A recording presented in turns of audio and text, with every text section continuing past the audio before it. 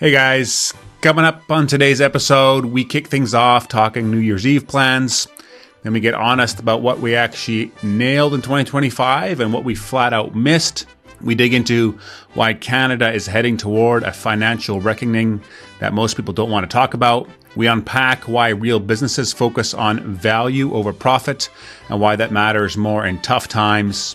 We talk about what it means to live free from accusation as Christians and why fear doesn't get the final word. There's also a unique job opportunity in the dairy industry worth paying attention to. And we wrap it all up with a simple reminder, getting ahead usually just starts with getting started. Hope you enjoy it. Let's get into it. Welcome back to another episode of the Briefcase The Barn, a series of the Furious Curious Show where we talk about business, life, Christianity, more. Episode 75, New Year's Eve special, and no Matt Keane. So you think you wanted to do a eulogy or something, right? Well, I thought we should. Yeah, he's basically dead to us now. Anyways, but he was so much feedback, and it's very interesting because now, like, already people are listening to different podcasts by this point because they're so disappointed. But the viewership went up like crazy. Yeah. I just went and checked the other day because I always go to the comment section to see what the Peanut Gallery is saying, how they're skewering me this week. Yeah. Mostly that I'm not kind enough to Matt. So I did go on there and comment on the one lady's post. I don't know if you saw that. I did see that. So, Yeah. Yeah. Well, maybe he'll come back if you guys know Matt. Harp on him. You can encourage him. Yeah. Or if you have any suggestions for someone else that could join us, feel free to shoot that over. New Year's Eve special. What are you doing for New Year's Eve? We got invited to somebody's place, so we'll go do that. We also, we're having a New Year's Day get together at our house. I invited you. It's kind of an open invite to pretty much anybody that wants to come. So it does turn into a bit of a gong show. It's pretty fun. But there was probably 100 people last time, something like that. But good food. Yeah. Managed to stay the whole time. Yeah, it's good. Yeah, you're very uncomfortable in your own skin. Too many people. Too many people, yeah. You have goals, or do you? I just put stuff on there as I'm thinking of stuff, right? I had a lot of thoughts this morning as I was driving around. We're recording this a week before, right? So it's always a bit weird to go into the brain space of talking about the day before. Well, because I'm still in Christmas mode, right? But, yeah, Christmas is tomorrow? Yeah. Technically. No, we're going to have a bunch of people over and do a whole bunch of fireworks, putting money together. And so okay. It'll be fun. I actually got an email from myself this week that I sent to myself on January 6th of 2025 with my goals for this year. And I totally forgot that I sent this to myself. Okay. How did you do? I'll read them. Kind of in Matt, Mike Egler's words. Eller? How do you say? The guy we did, was in our group. Mike Earler? Yeah, lifting your skirt. We'll share this. That's okay. Keep getting more fit and live a better lifestyle. What I eat and how much I move. 200-pound weight goal. Totally screwed that one up. Back surgery did not help. Not being able to move much. Keep growing the podcast. Upload every Wednesday all year. Hit that. Currently, I have 50 Patreon subscribers at $5 a month. The goal is to have 2,500 by the end of 2025. Oh, wow, that was an audacious goal. I love it. Stretch goal. I wrote stretch goal. We quit the overtime, so that didn't happen. Hit 50K a month in revenue for the coaching company. Did not get close to that. Celebrating baby 4 with Nicole in April. That definitely happened. Yeah, Ollie, he's a beauty. Continue to learn to live free from what's happened in the past. Rather live thankful for today. I think I grew in that area. It's pretty hard to measure. I think so. Thank you. You do less time whining and sniveling about your past. Play a lot of golf. 2 rounds a week would be ideal. Oh, dear. But I got a lot of work, so we shall see. I played very little golf, partly because of my back surgery, so did not do that. Learn to be a better dad and give my boys an awesome home to grow up in. I want them to know they are loved. I think they know that. Talk about my faith with more joy and hope that gives me. Think I did that. Hire a full-time assistant. Didn't do that. Hire another coach to work for me. Trey's working for me now, which is awesome. Do a live event. Did that. And put a big rock on Nicole's finger again because she doesn't wear a wedding ring. Doesn't like wearing a ring? No, after everything went down 4 years ago, she stopped wearing it and she doesn't like it anymore. And what what she associates it with, which actually isn't to do with me. But so I was going to get her a new ring at some point, but just need the right timing, and I want to make sure it's a nice one. So I need to get some more money. I can tell you from previous experience, you can buy pretty nice ones off Marketplace. No, that's right. Yeah, we've talked about this actually on an episode. You bought like 4 or 5. Yeah, three engagement rings for my wife. She wears one of them. Just a disaster. One I sold to an East Indian lady pretty recently, right? Met her at Winter's Home Sense in Abbotsford. 30 cents on the dollar. But it's cash money. It's all good. It was sitting in my safe for over a decade. Really? Yeah. Well, because I got married in 2010, right? I sold it in the last couple of years. Okay. You just didn't get whatever? Not a priority? Oh, I tried to sell it privately to guys, right? I'd have all these young guys over at my house. I was like... That would never work. Be like, you're wearing Gary's. Well, it was... No, because I have done it. It was more just... I think the idea... Yeah, I think it was kind of the stigmatism of like, hey, where'd you get this from? Like, oh, I bought it at my buddy's house. Like, he bought it for his wife, but it was the wrong style. I don't know. So... Anyway. And that's been the journey, and it would have been your journey a bit too in life, right? Like when you have an impulsive personality, like you don't miss a lot of stuff, but you have a lot of regrets, right, of the things you have done. Yes, yes, yeah. Anyways, did you have goals for this year? Do you think about goals, or does because I do, because doing Freedom Session basically in the back, like the back third of Freedom Session is essentially like maintenance, so to speak, and just kind of like your devotional life and things like that, and just being a healthy person. Very practical, I guess would be a better way of saying it. So basically you have your authentic life plan, which comes out of Authentic Living, which is the third book. And for me, I feel like I've finally started to actually implement, because I'm a big ideas guy, right? But it's fascinating that, and I was thinking of it because I exercised last night. I was on the Peloton late at night. I always exercise between 9:30 and 10:30 at night. Finally, all the kids are in bed. I miss my Peloton a lot. And the doctor said I should get one again because of that. Makes sense. Very healthy. Okay. Yeah. I might have one for you. We can have a conversation about that later. Okay. But it's just like discipline it's very difficult. It is. Like it's fascinating how, and I want to write it on the wall in our gym garage, but like character is literally built between the, I don't want to do this and I did it anyways, like between those two things. And it's with everything. Right. Mm-hmm. And I think, like without going too much into it, I feel like this year has been, and my wife would be better qualified to comment. She was going to come on. She didn't have childcare today, but she'll come on another episode very soon. Okay. She said, good. So we'll just maybe next week or the week after, but she mostly just wants to come on and set me straight and let everybody know how offside I am on everything. Right. But I feel like, my main goals were like daily reading the Bible, which I've been doing since June. Yeah. And just being physically healthier. And then, the parenting thing I feel like is a constant wrestle. And I don't know if this is my kids or because I failed so miserably for so long, like just being so absent and being gone so many nights. But like now I feel like I am doing pretty well, or even Marie's been like, hey, you're at home way more. But my kids, and one in particular, still just skewers me and says like, I'm never around and you're always gone doing Freedom Session, which is just not true. Like I do it one night a week and I'm not leading a small group this year. So, what about being present while you are at home? That would still be it. That's fair. That's still a big struggle. Yeah. So that's probably a big part of it. And I was going to get the lockbox out last night because I found myself on Twitter. I'm like, what am I doing? Last week when I was at your house, one of your kids was like, oh yeah, my dad has a lockbox, but he just doesn't use it. Yeah, just savage. I actually had another guy I was talking to yesterday, and he got one recently. And so he said on Sunday he did it with his whole family. And he's quite a few kids. Oh, and they all put them in there? Put them all okay. And then he said he's going to do it again tonight. I guess. Does he have teenage kids then? Yeah. Okay, that's really cool. All day Christmas Day, they're going to have have it in there. And he said he noticed it right away that I guess some of his older kids don't like playing board games and things like that. And now they were right in there. Yeah. So our kids, I mean, our family really well, and like, they don't watch a huge amount of TV, but they definitely watch TV. And like the other day, we just took a hard line game. There's no TV, not today. Yeah. And then they're downstairs and they're playing some game. And I mean, it ends in bloodshed and carnage, as it always does at our house. But there was a good period of pretty nice playing, right? Yeah. And it's pretty cool. Like, and kids, and our whole childhood was like, hey, it was your imagination, right? And you're building stuff. And, even for myself, though, when I lock it up, like I locked it up last weekend for 2 days. I'm in the yard more. I'm fixing things. I'm just like, I'm playing more hockey with the kids because I'm bored. I want to go do something. I can't sit still for anything. So yeah, it's good. You can check back with me, but I will put my phone in the lockbox tomorrow. Okay. Yeah. Christmas Day. Yeah, Christmas Day. Right on. We'll talk about next week's recording, how it went. Okay.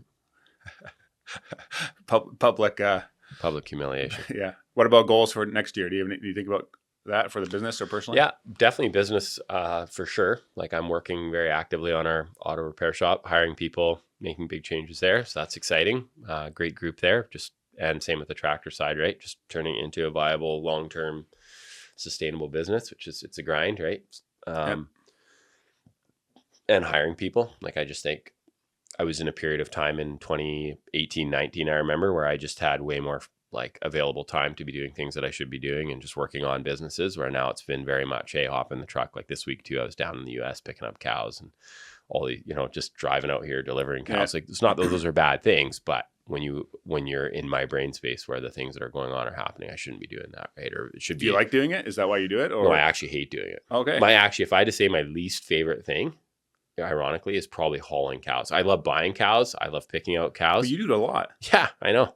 It's a problem. So like you just don't have the space to go hire someone, or what keeps you? Because when I really hate it's a combination. Yeah, you would find somebody. It's a combination of things. It's a little bit of you would want to be careful who you had haul your cows for you. Like first of all, it's very difficult to haul cows well. Right. Because like if you picture hauling cattle, I always tell people when they're going to haul cows for me the first time, pretend that you have like a 2-year-old who's just learning, or a 1-year-old who's just learning. 1-year-old would be a better example. Who's just learning how to walk, just standing in the middle of the cattle trailer in the back. So you stop very gently, and nobody thinks that way, right? When you drive a car, especially some people, you drive with some people and you get sent right through the windshield, right? Or same with taking off. Everything needs to be done gentle. Okay. So it's not that easy to find somebody really good to do that, and it's very sporadic. So I have one guy a good friend of mine. He helps me all the time. Great guy. And he hauls and he's good. And then I have a handful of other people that periodically have, but it's very much, it's always older guys, right? Because guys that are like semi-retired or whatever and just want a bit of work. My dad's semi-retired now. You should get him to do it. Yeah, he probably drive pretty careful too. He's a pretty cautious person. Gentle person. Yeah, you need somebody that's not a savage, right? Yeah. Just chill. But, yeah, so that would be kind of my goal. And then another goal I think would be similar to what we had already talked about, just the idea of like, hey, be present at home. Yeah. How about yourself next year? I think just doing the basic things every day. Just like being in the Word and prayer. Okay. I know if I do that every day consistently, not just like check a box, but actually try to like get something out of it, like in authentic living too, how you read the Bible and try to get something out of it. That's when I stop doing that or get sporadic on that, I instantly know that like go sideways. So just keep doing that, and then get healthy physically. Like it's sucked this last year being. Is your back really sore now? Yeah. Okay. But it is fixed. It's fixed. Oh, I shouldn't say my back sore. It's just like I'm really tight still from the surgery, and things are still healing, and it takes about 6 months of healing. So I'd love to start running again, but they told me because I have advanced arthritis in my hip as well. So they told me swim, bike, don't run, don't hike. We'll see. Got to work on my core, and I don't love doing that stuff, but that's for sure there. And then just keep going with the podcast. I really want to go to the podcast. I want to add more shows, and do more live events. And I think that'd be a lot of fun. Okay, you haven't nailed down the live event yet, right? No, I haven't. No, I need to nail down with you first. February 22nd or 21st? Yeah, I need to look it up exactly. But once we get it nailed down, then. But now it's less than 6 weeks away, so I might ask it to move it actually into early March. So we have at least 2 months of people to get ready to sign up for it. Because last time people complained that 6 weeks wasn't enough for them to get tickets. But yeah, besides that, not a lot. Okay. Maybe move. Okay.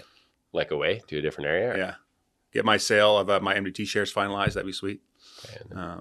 Where would you move to? Texas or? Florida. Florida's pretty sweet. Yeah. Okay. Yeah, free. I always think I'm moving to Texas. Why? Just because of the idea of like everything's free? Yeah. I think just big state agriculture. I had another American dairy farmer friend of mine, guy that I know a bit. He just went and visited down there, and he told me an area. It's like, that was pretty, he had visited. It was pretty cool. And I think I always have this dream of going, I think I've told you, going like shooting hogs out of a helicopter. Oh, yeah. So it's kind of on my bucket list. I mean, I'm not a good shot, and I'm scared of being in a helicopter, so I don't know. I don't know why I got that idea, but you get pretty close to those things, and it's pretty savage. And they're semi-auto. Right? Yeah, you're fine. Pretty wild. Yeah, you can do it. Have you done it? No, I haven't done it. But I know a lot of guys that have. Okay. Yeah. It is. That kind of stuff is fun. But I was even thinking like a Saskatchewan too. Like my in-laws live there, and my bunch of Nicole siblings, and you can get like a sweet chunk of land with like water on it and like a little river running through it, like 30 acres, and for not a lot of money. Where? Like 45 minutes north of Saskatoon. I mean, the thing is 6 months of winter, right? It's not even that. Like it'll always be worth $36,000 for the property, right? I don't care about that. Years, it won't matter what I want the to use value it. I want to enjoy is. the property. Okay. Well, if you're in that headspace, you're probably fine. Like shoot. You can shoot anytime. It is interesting how with what you do, you could really be in very. Yeah, I'm attached to everything. Right? You're a free agent. Yeah, I feel like I'm very married to the Lower Mainland now, especially since I bought this last business. It's like, but also you take yourself with you, so you can always. I always romanticize the idea of being somewhere else. It'll be interesting to see what the bill gets passed to. Bill C9 banning us from doing the podcast. Or what? For talking about what we. Yeah, we could end up in jail. I always talk to my kids about going to jail, right? Just get them prepped for what could come. I talk to my kids about it all the time too. Like, I don't think it's going to be very easy for them in the next 20 years. I don't think it's like, if it's what it is now, I don't see it like getting better. Getting better. Even if it goes down 5% every year, or 10% over 20 years, you're going to be in a pretty dark spot. Okay. I wonder if the idea that because we have so much immigration though, and a lot of these immigrants that are coming there may not be Christians, but there's definitely immigrants from different faith backgrounds, and those people all have strong opinions too. So don't you think those people will vote in? Well, you look in Europe, that I would say they'd be like 20 years ahead of us in terms of immigration and stuff. Okay, in England, and they are locking them up left. They're locking them up. Yeah, it is bizarre. And like Matt said last week, even in like Australia, they're like they're doing these laws on religious things, except for like the Sharia law. It's being covered, and so no, I don't see it happening. Yeah, this season too. Going back kind of the current events, I feel like. I mean, you did it too. You had gifts for clients and you got us a nice gift. But I spent a lot of my time in the last weeks just driving around, dropping stuff off, right? And I feel it there again, I get the way my brain works. It's very difficult to like, I enjoy it in the sense of like dropping stuff off, but I don't stop and socialize with people. I almost hope that I avoid people. Yeah, even though that would be your best time to kind of meet somebody. That's what you enjoy doing, though. You're giving them something. Yeah, but it's just I have so many places to go to. Like every dairy, there's a lot of dairy customers, and they're spread all over the Fraser Valley. Yeah, and then we mail all the ones that are up country and on the island and stuff, and out of the province. But yeah, it's just spend a lot of time driving around. At MDT, we did a cool thing every year, and it started Martin started pretty early on, but he sent that Christmas card to every customer that had ever bought from MDT. So I think at some point we were sending out like 30,000 Christmas cards at the end of the year, and it was really like a unique marketing tool as well, right? Because you'd buy like one magazine maybe 2 years ago. And so would people, is this all the direct sales off the website then? Like the Black Friday sale, they would enter an address somewhere. That's how you'd get an address. Okay, so you have a lot of information. Yeah. But isn't the bulk of the sales through wholesale? Isn't the bulk of the customers wholesale, or actually not? No, it's not. Still not? Still not? No. I think distribution is actually, the model of distribution is actually leaving in most areas. People are going online. Directly to everywhere, yeah. Yeah, dealers, and especially because the product too is pretty niche. So it's like you're upgrading a rifle. So a lot of like guys I grew up with would have rifles and shoot a lot, but they wouldn't know that you could upgrade your barrel, for example. The barrel is actually a consumable, or that you can take your stock off and put a new stock on and make it more accurate, right? That's pretty, like, it's pretty niche even in the fire. It's a new in the firearms world. And so a lot of dealers don't stock those things because. So do they sell barrels? Does MDT sell barrels? No. But just that idea, the idea of like making your rifle more accurate and so we got to. So how does it work? What are the part? I guess I always wonder in that model, because I've always thought of starting other businesses like that, because I think that's probably like a lot easier than some of the things that we're doing, in the sense of like we're delivering with a truck and 2 people at a certain hourly wage, where it's just like, hey, this is a lot of cost in delivering. Yeah. Like, isn't the cost of delivering on those products just pretty high, or they're pretty expensive products, so the $20, $30, $40 delivery fee is not a big deal? Yeah, well, I mean, so they had a U.S. warehouse, so everything would go to the U.S. and ship out of the U.S. for the U.S. And so shipping inside the U.S. is quite cheap. So you can way cheaper than here. Yeah. Canada. So like you can ship like a box for $10 pretty easily, and the customer gets charged the shipping. So usually we would subsidize. It was like flat rates. So we would say like up under $100, it'd be $10. Over 100 to 300, it would be, $25. And we would take the loss, whatever. Eat some of the cost. But no, it's easy. In Europe and in Europe, it actually would be some direct as well, but otherwise, other continents we ship to, it would be through distribution. Do you know what percentage of the sales sell on the Black Friday? Because the Black Friday event always crashes the website. There's always a public apology on the MDT website every time. I don't know that. I don't think it happened this year, but I think it did. Yeah. It again did it? Yeah. Okay. Which, I mean, it's a great problem to have, but it's just funny how they get skewered, right? Like, can't you guys figure this out? Yeah. Selling guns for parts or whatever. I mean, they do. They do crazy sales. So it's like they never do sales ever. Other than that one day. The one day. And then So it's not like Canadian Tire where if you buy at a regular price, you are a fool because every other day it was on sale. No, you have and we did that hard. Like we never ever did sales except for Black Friday. And then we just did door crashers. And so. Okay, just a handful of things that would be uber cheap to get people there. Yeah, people there. Like magazines would be like 50% off. And a few other items, and then overstock items, and yeah, it was fun. I really enjoyed the work I did there. Okay, I love the business model. Yeah, and good brand, right? Consumer, good brand. Yeah, care. And I didn't know anything about it really. I mean, other than that Martin was doing it, and you were sales, and then I had a cousin from the second cousin, I guess, from Alberta come over and visit one time. And they're like, oh, MDT's here. And they just wanted to go check things out. And they just love the product, right? Yeah. So then it's like, hey, when that's the ultimate salesperson is that person that's literally using something and telling everybody what they're using, right? That is the best. Yeah, I think also it's unique in the fact that it's a product people use for entertainment. And it's like a hobby. Right. And something people are naturally passionate about. When you go sell shovels, people are just using it as a tool to get something, right? You're not passionate. Oh, that's the guy that makes shovels. Like you don't care about that. But if it's like sledding, or if it's quads or shooting products or stuff that you use for entertainment, that's the stuff that people are really passionate about. So people love it. Yeah, you make basically little ambassadors, little like salespeople for you, and then you take care of them and send them a Christmas card and things like that. Yeah. I'd love to sell a product like that again one day. See, you're selling yourself. Not on the street corner, but publicly anyways. Being myself. Authentic. Hey guys, I just wanted to interrupt here and talk briefly about my coaching. One of the things I've observed over the last couple of years and the guys that I work with and just a demographic of guys from 25 to 45 and even older is that they're missing 4 big pillars of security in this life. And so the first is they don't trust the government. There used to be some sort of trust in the government, but that's gone. And so there's no more security there. They don't have much hope for the future. They think the world's going to crap. So not much hope for that. They believe 80 or 90% of what they grew up with in church is bullshit. They don't trust the church. And then fourthly, they had absentee dads. So maybe their dads were physically around, but not emotionally. And so you have no more moorings in this life. All those things are things that give you security. And so you feel very isolated. And so you're 30, 35, 40 years old, and you feel like you should have your crap together, but you don't. And so you feel shame. And then you isolate and actually withhold yourself from other people. And you're also having a really hard time figuring out what you believe because your dad never believed in you. These other things that tell you what you to believe in, the church or the government, you can't really trust either, but you don't really trust yourself because you've never been believed in, and so feel very lost. And so you don't really know what to believe in, and then it's really hard to know how to behave and how to show up. And so you feel very lost and isolated. And those are the kind of guys I work with. That was very much my own story as well. And what coaching really does is it doesn't change you in 10 weeks, but it gives you extreme awareness so you can change.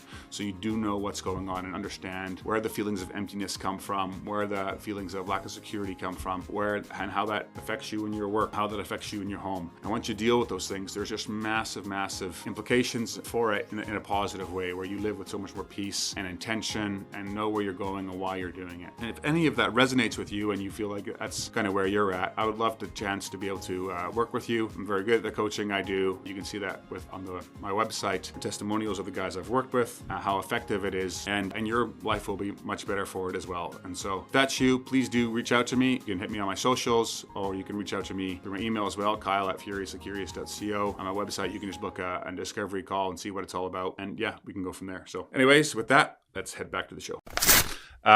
Okay. Productivity and holidays. You being pretty productive?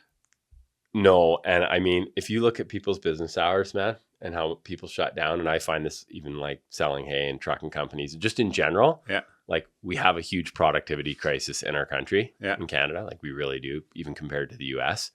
But like we live Like, in, how do you define productivity crisis? well, we just, our GDP's, like if it weren't for immigrants, we'd literally have negative GDP growth, right? Like we're fully probably in a recession and nobody even realizes it because of the printing of money that our governments do. Yeah. And it's all attached. It's actually the other link I put in the article was a Financial Post article. From the Ford Lightning?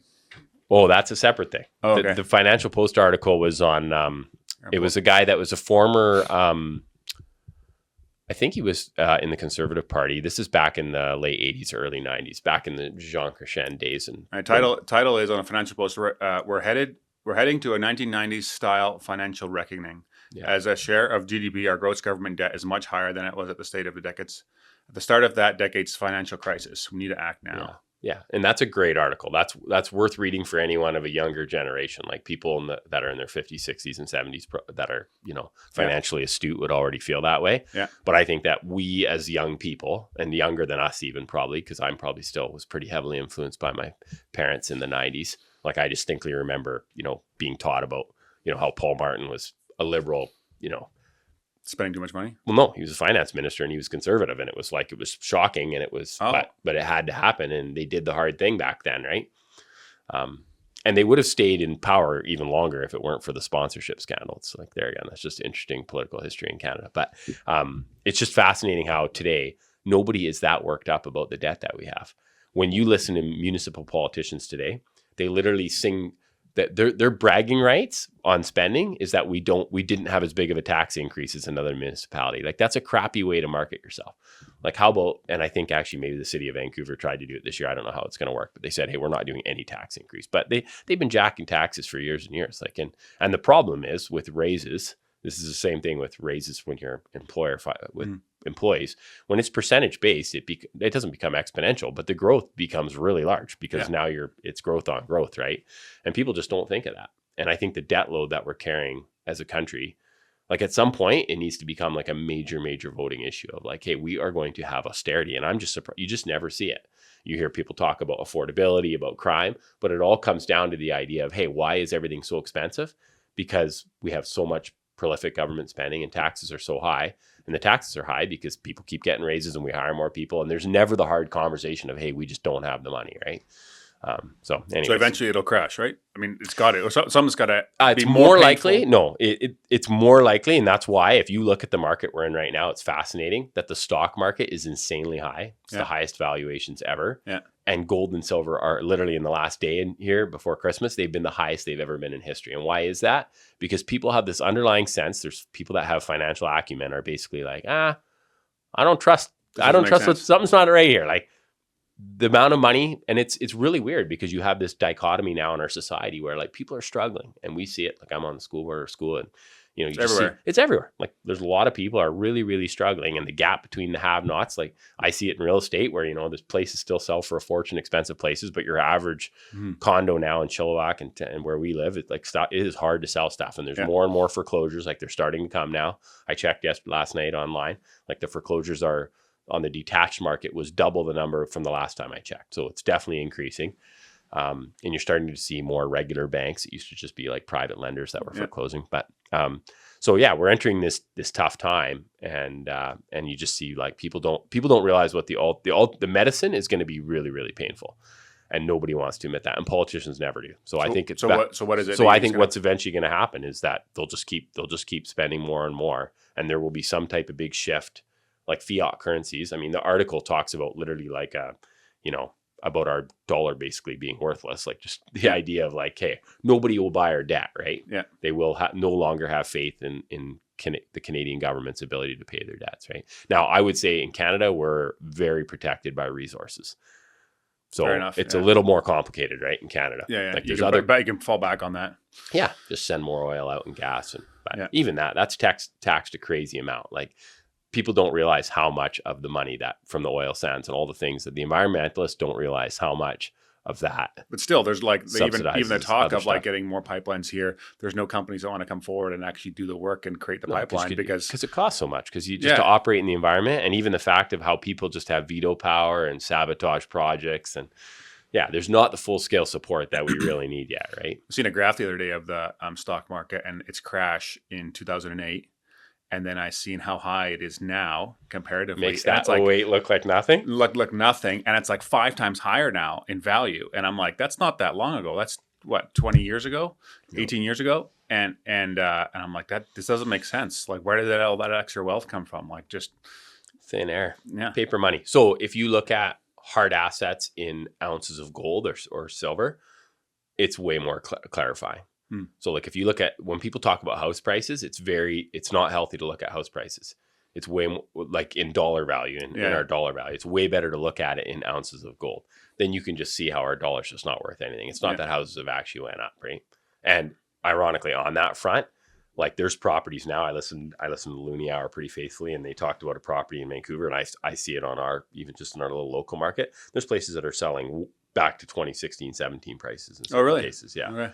Yeah, we're definitely in the middle of some type of correction, right? Yeah. I mean, obviously, I think it's also, we've talked about it before, but the idea of a business not being there to create profit, but to create value.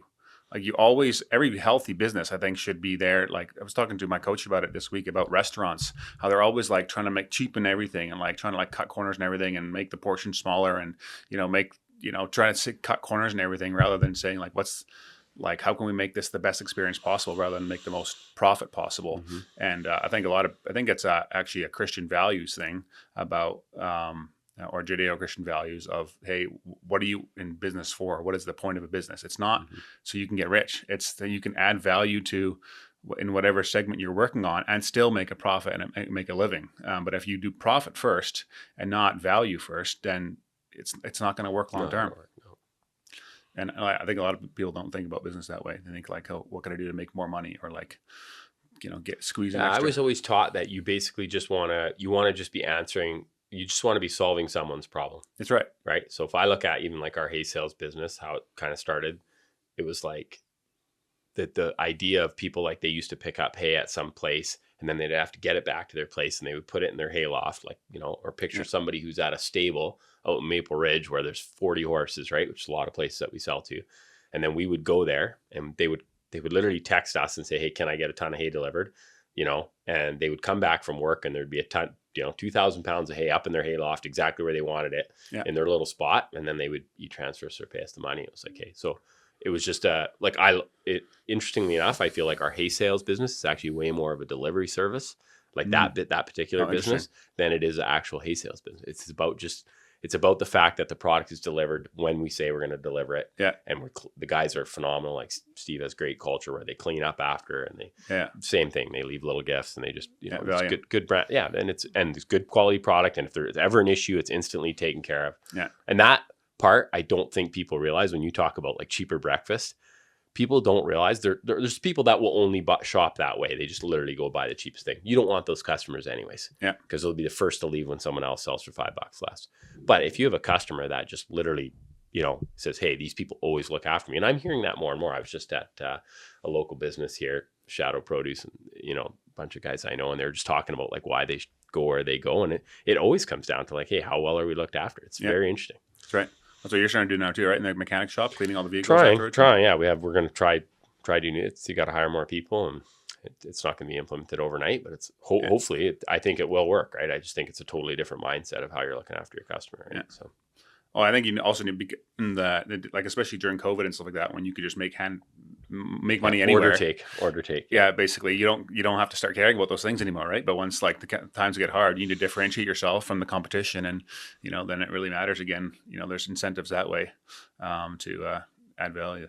Yeah. You can always tell you're in hard times because like I follow Ritchie Brothers, and we have our own auction too. But Ritchie Brothers in particular, the amount of new equipment selling in there is just insane. Okay. Yeah, brand new stuff like excavators, no hours, just people cleaning up lots. Wow. Yeah. Okay. There's a local tractor dealership. They put like $4 or $5 million worth of tractors. Just get them out of here. Yeah, get them off the books. Yeah. Yeah, Ford cancels the Ford Lightning and much of their EV programs right off a bunch of bad debt. Yeah, I thought it was fascinating. They wrote off $19 billion, which is a lot of money. Okay. Even for Ford. And I mean, I have a Ford Lightning, my second one. Yeah. And I think they're a phenomenal truck. Yeah. And so I guess the moral of the story for me was, or the point I got out of it was just like, yeah, they just could not charge the consumer enough.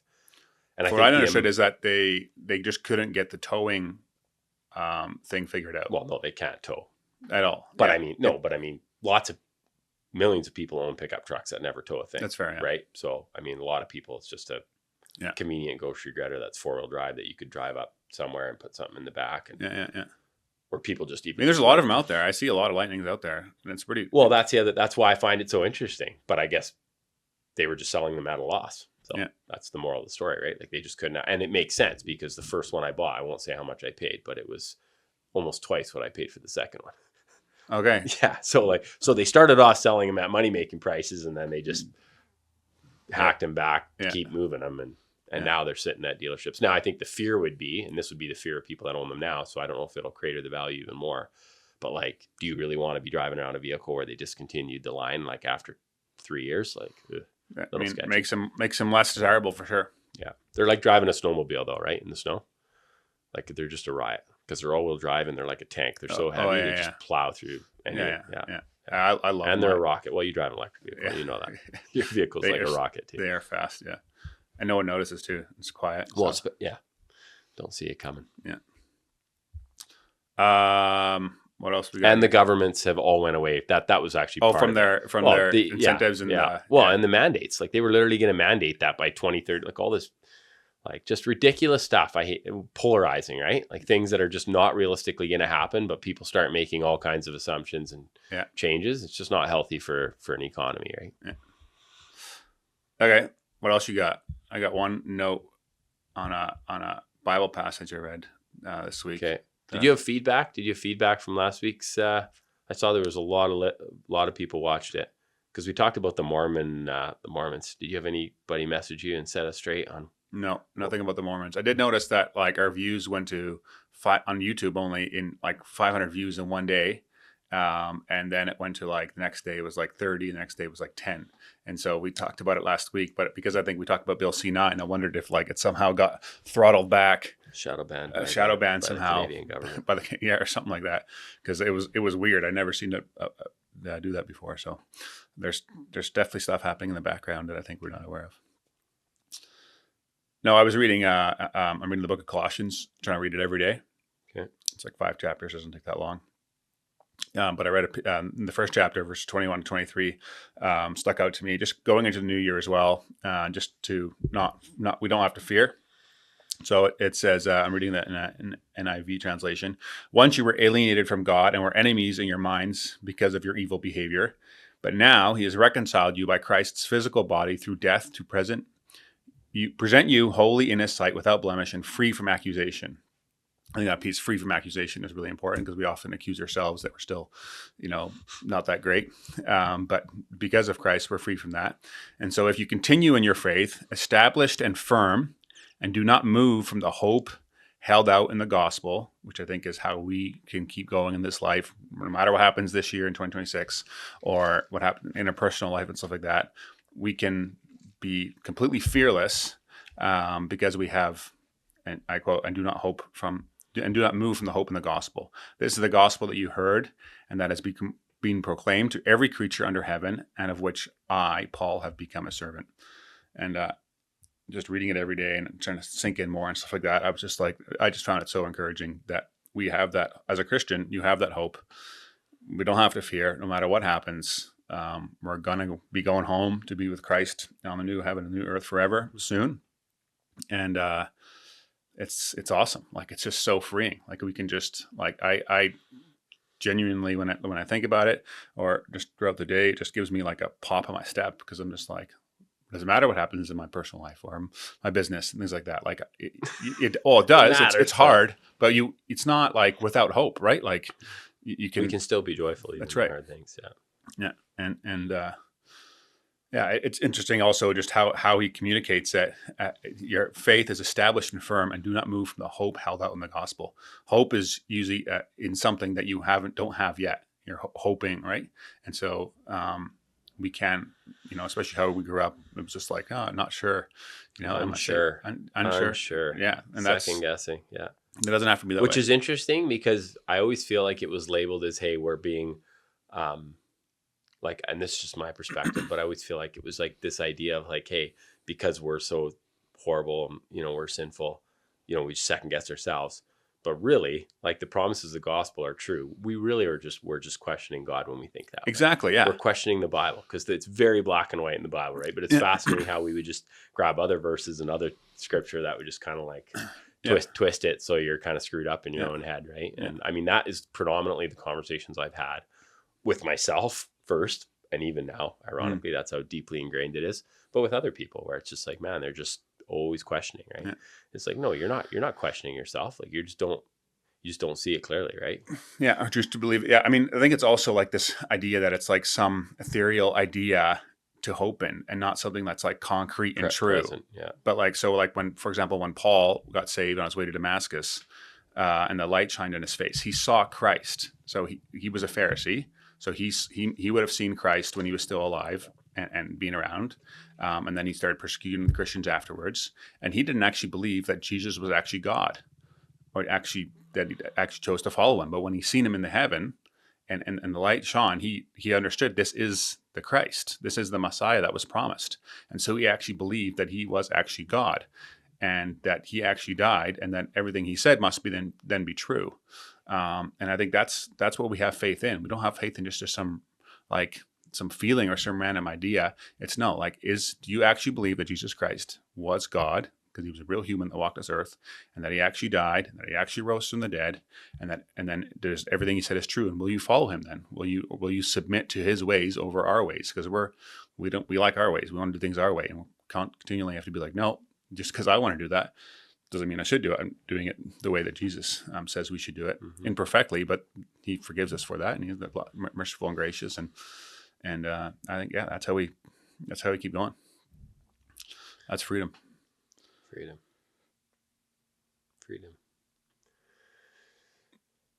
We didn't talk about cows this time. No, I already talked about cows. Talked about cows. Yeah, I love talking about cows, right? I know we got some dairy farmer listeners, right? So they appreciate the. I could talk about how cow prices are dropping, but that'd be bad for my business. No, I would like. I would like. You'd like the beef to drop? Beef to drop, so I can go buy some. They will eventually. Milk cows are dropping. Milk cow prices. Your ground beef is awesome. Made some good burgers last week. Yeah. Okay, I had mixed reviews on it. But. Oh no, it was great. It was great. I think that's it though. It's New Year's Eve. You just want a short one, eh? Oh, I don't got any more notes, so unless you got something to go to, we don't have. I already preached for an hour this morning at the last meeting I was at. They said, you should have been recording this. Oh, at Shadow Produce you preached. You stand in the box. Very close. Yeah, I'm always on a soapbox line there. But we got in the church politics weeds, and they're talking about calling pastors and. Oh, I do have a new job I'm filling. Is it a job for a pastor at a church? No. Okay. What were you going to say? Segue. No, as you were. There's a company that sells products to dairy farms, and all across Canada and in the US as well. It's a pretty cool product. And but it's new. They manufacture it themselves. They've been doing it, actually selling it for about 8 years, but now they're making their own version for the last couple of years. And they're looking for someone to do the sales and business development in all of Canada. So it doesn't matter where you are in Canada. You could take this job. You can do it remotely. And you'd have to do some travel though, probably like a week, maybe a month. Maybe it doesn't actually, the guy right now that's doing it isn't doing it that much. He's doing like 2 weeks of travel a year, but to really grow it, you should be doing some more traveling. So, but yeah, it's a pretty cool opportunity. So if someone's interested in that, definitely dairy related, right? You'd want to have some type of that'd be best. You have to background. Yeah, yes. Well, you're gonna have to be excited about the product, right? And I love cows. Maybe it's a good job for me. I understand it. You'd be very good at it. Yeah. Yeah. If you didn't have everything else going on, but you'd be very good at it. Yeah. You might know some people as well, but and there's potential partnership or ownership available as well. Cool. So they want someone that's bought in long term. And I met with the owner and just really solid dude. Okay. So yeah. Okay. One thought I have as we go into the new year, and I'm a steal line. It's from Trevor Thronis. Give him the credit, because I read his email every week that he sends out. He's a business coach. Yeah. Good guy. Laurie Thronis' brother. He always says the key to getting ahead is getting started. And way too many people don't. And I mean, I've seen it in my own life, and I have another motto that I follow. Any exercise is good exercise. Yeah. Right. Because I was always kind of like, I need to get to the gym, or you need to do this, or you need to look this way or do that. It's like, no, like literally just start with walking. Like just walk walk down the road, and do it when you don't want to. And I think as we go into the new year, where it's people don't have time, everybody has the time, right? God gave us the right amount of time in a day. That's one of the things that I've always said. You're too busy. No, it's a lie. Priorities. It's priorities. It's like whatever you choose to make important. Yeah. Maybe means watching one less Canuck game a week and you're going to do a bit more exercise, whatever it is, right? But I think the key to getting ahead is getting started and just doing a little bit. And that could be with your spiritual disciplines or physical things or whatever it may be, right? And so, I mean, I think that define what getting ahead is too. Like getting ahead of who? That's what my old boss always used to say when I was a kid. He's like, who are you trying to get ahead of, Gary? Yeah. Always talked about getting ahead, right? But usually when we think about moving forward or getting ahead, we think in terms of like business and money. Yeah. Right. And we'll make plans for our business and our like, our goals and stuff like that. But if we're not doing that in our personal life or our spiritual life or like a physical health, like all those things are more important. Okay, Mike Feenstra. Is that what he says? He says that all the time. Talks about your spiritual portfolio. He's totally right. Because he always deals with very wealthy business owners, right? Yeah, and he always says, hey, you're talking about your stock portfolio. How about your spiritual portfolio? Right? Yeah. I enjoyed that podcast with him. He's a good dude. Yeah, he is a good dude. I appreciate him. And it's fascinating how, because I know lots of guys that always kind of struggle with him in the sense of like, he's, because it's his role, right? And he's fundraising or whatever, however you want to label it. But like, he said it really well. He doesn't even necessarily give the hard ask for money. But I always think, man, when he's a hard ask for their soul, that's what that pisses them off. No, it's because he's going after their idol. Yeah. Like, yeah. I know how it is. It's just like, and it's not even that the love of the money is that great. I think there is for a lot of people. It's they would think they will be happy if they could just meet some, made up criteria in their mind. I see that with all kinds of young people, especially guys. I feel like guys are way more that way than women, especially in the world I'm in anyways. But I feel like even for myself, it's become more, and I see it with older people, like guys, and that's why guys can't do succession plans in their business because they have some fear of running out, and just that safety net of financial well-being is we're just not meant to live that way as Christians. It's fascinating. And I'm totally that way. Yeah. Like I've been really convicted lately. And even for me, it's like you do this business planning for the future and it's always just, I still have this clinging on to, right? Yeah. It's like almost like you're sinful. Really sinful, really greedy. I interviewed Paul Weemy this week. And so he was the main guy that fundraised for Trinity Western University for 21 years. But before that, he owned a John Deere dealership. Okay. Really interesting interview. So he wrote the book Wealth Drift, but we talked extensively about money and fundraising and things like that. It's a pretty interesting chat. But he just repeated again that like everything we have, it's God's money. We're just the manager of it. And how are we going to account for it as a tall order? Exactly. Yeah. God's going to ask us, like, I gave you, $1 million or $10 million. I gave you these amount of employees. How did you manage them? Like, we don't work for ourselves. We work, it's not our stuff. Okay. The area I even struggle in though on that, like I do ask myself that all the time is like, hey, am I supposed to be just giving this away? Or am I supposed to be investing this and getting more? Like, it's not black and white, right? It's not as simple as just cutting checks. It's not as simple as just, hey, I'm stockpiling and building more wealth. Like, it might be different for different people. And I think that's been the wrestle in my life, where it's just like, hey, hold on to it loosely. And like, it's not that easy because we can justify whatever we're doing very quickly. Yes. Right. Because even that, like people, that argument, which I would agree with, is then can be used as like a way to get out of giving, or it can be a way to get out of putting it all in your business. Like I see it with lots of people where it's like, hey, they perpetually are growing their business. Exactly. And that is there may be nothing wrong with that, but maybe we are called to just have a more average size. And that's the thing I struggle with. It's like, hey, am I supposed to just stay at a smaller size and have less debt and give more money? Like, it's different for every person, right? And personally, I think my experience has been, and I've seen it with other people too, but even me, like in periods where I had no money in my life, I was very, very blessed by just giving generously, like definitely very humbled by how I was taken care of in times. And I think you'll never realize that until you just cut the check or drop the money in the plate or whatever it looks like for you, right? Got to pray about it. Pray about it. Like, and just do it too. Just do it. Just try it. And faith, Just in faith. Just do it. Too many people spend too much time thinking about things and just not doing it. That's what I think. But thinking about it, or talking to others about it, but not talking to God about it. Yeah, like that too. Yeah, like talk to God about it. Like, you have a bunch of money, like ask him to lead you, and then move forward in faith. And a lot of people just don't talk about it at all. Where your treasure is, that's where your heart is also. Show me a calendar. What are you thinking about at night? Show me your bank statement. What are you thinking about at night? Where's your mind always falling to? Definitely the stock market, if I'd be really honest. Really? Yeah. You think about the stock market a lot? Oh, yeah, it's really weird. Okay. It's really weird. There's that. Like my hobby is studying companies, right? Yeah. Like looking at the balance sheet of a company is like something I enjoy doing. Yeah, it is interesting. Yeah. If you're me. I mean, there's other people that'd be like, that is very weird. John Piper has a sermon on that parable of the guy that finds a treasure in a field, and then sells everything he has to buy that field, stuff like that. But the piece that he pointed out is he said in joy he sold everything he had to buy the field. Not begrudgingly. In joy. He was like, he knew that treasure was greater than everything else. And I think that's the point of like following Christ and stuff like that. It's better. It's Jesus Christ and what he and the life he offers is way better than anything this world has to offer. It's not a matter of like, I can't be happy then. No, you're actually going to be happier in following him and his ways because the weight's not on you, right? It's not, it's on him. And we're going to be with him forever. So new heaven, new earth. It's going to be sweet. A lot of preaching here today. Hey, I need the gospel more than anything. That's why I find it so exciting. Anyways, that's it. Have a great year. You have a great year. Yeah. Thank you for listening. Just enjoy the hard year that you're going to have. That would be more my motto, but I get in trouble for being too negative.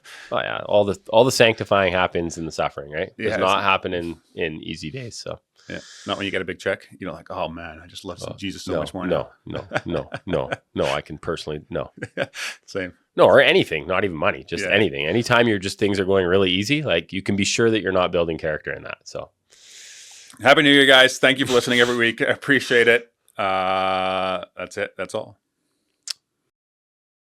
Hey guys, if you enjoyed that episode and were blessed by it, would you be willing to support the show? That would help a lot in creating more content, improving the quality of the content, putting the production value, getting more guests on, and me being able to spend more time and energy towards it. So if you're interested in doing that, you can click up here and it'll take you to a support page. But you can also subscribe to the podcast by clicking over here and doing that. Thanks again for listening, and I'll catch you on the next one.